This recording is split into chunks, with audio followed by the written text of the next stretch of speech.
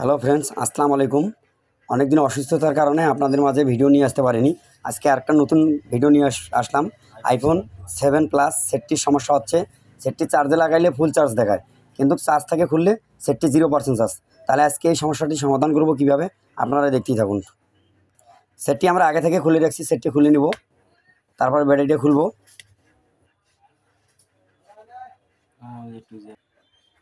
আমরা ব্যাটারিটা সুন্দর করে খুলব। ব্যাটারিটা খুলে নিলাম। ব্যাটারি খোলার কাজ শেষ। এই যে ব্যাটারি এই সাইডে দেখতেছেন, এই যে দেখা পাচ্ছেন যে একটি ক্যাপাসিটার দেখা যাচ্ছে এই জায়গায়।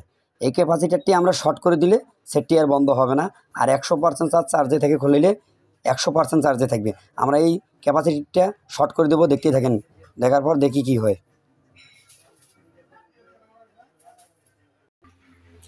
আমরা সুন্দর করে এই ক্যাপাসিটারটি সোল্ডারিং করে নেব, কন্ট্যাক্ট করে দেব।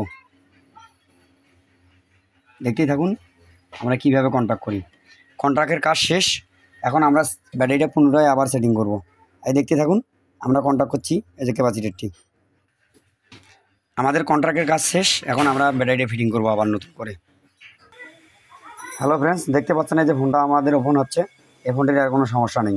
সমস্যাটি আমরা সমাধান করলাম। এই ধরনের আপনাদের সমস্যা হলে তাহলে আপনার ব্যাটারি ক্যাপাসিটারটা কন্ট্যাক্ট করে দিবেন, তাহলে আপনাদের সমস্যার সমাধান হয়ে যাবে।